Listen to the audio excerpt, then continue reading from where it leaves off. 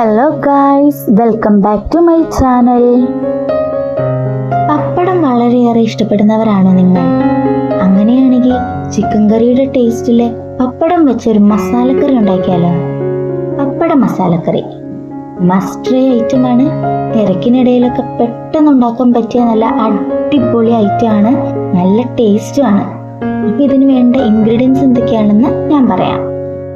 പപ്പടം, സവോള, തക്കാളി, പച്ചമുളക്, ജിഞ്ചർ ഗാർലിക് പേസ്റ്റ്, വേപ്പല, കോക്കനട്ട് ഓയിൽ, ഉപ്പ്, മല്ലിപ്പൊടി, മഞ്ഞപ്പൊടി, മുളക് പൊടി, ഗരം മസാല, കുരുമുളക് പൊടി, വെള്ളം അല്ലെങ്കിൽ തേങ്ങാപ്പാൽ, കുറുകിയ തേങ്ങാപ്പാൽ, മല്ലിയില.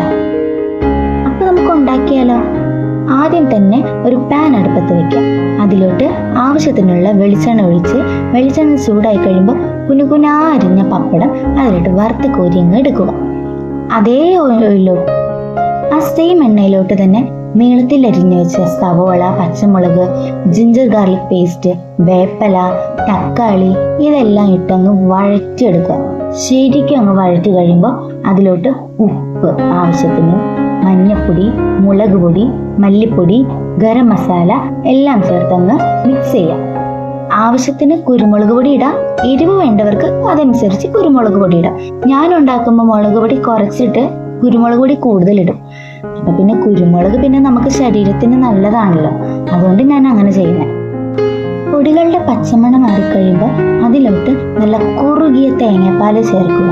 നമ്മുടെ ഒന്നാം പാലില്ലേ, അത് ചേർക്കുക. വെള്ളം ചേർക്കേണ്ടവർക്ക് വെള്ളം ചേർക്കാം, പക്ഷെ തേങ്ങാപ്പാല് ചേർത്താൽ ടേസ്റ്റ് ഡബിളാ.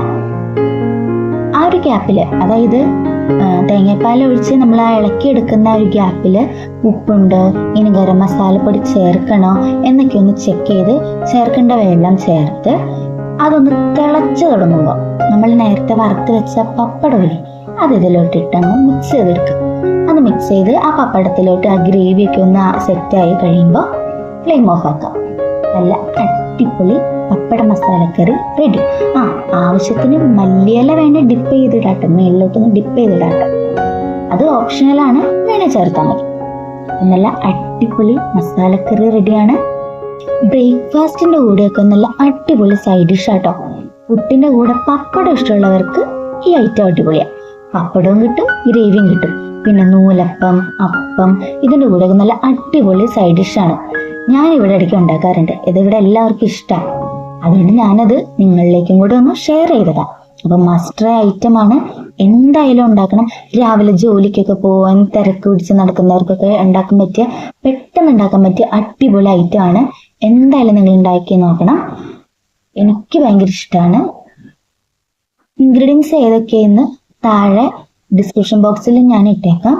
അപ്പോൾ എല്ലാവരും ട്രൈ ചെയ്യണം. വീഡിയോ ഇഷ്ടപ്പെട്ടാൽ ലൈക്ക് ചെയ്യണം, കമന്റ് ചെയ്യണം, എൻ്റെ ചാനൽ ഒന്ന് സബ്സ്ക്രൈബ് ചെയ്യണം. അപ്പോൾ വേറൊരു റെസിപ്പി ആയിട്ട് വരാം. അതുവരേക്കും ടാറ്റാ, സീ യു.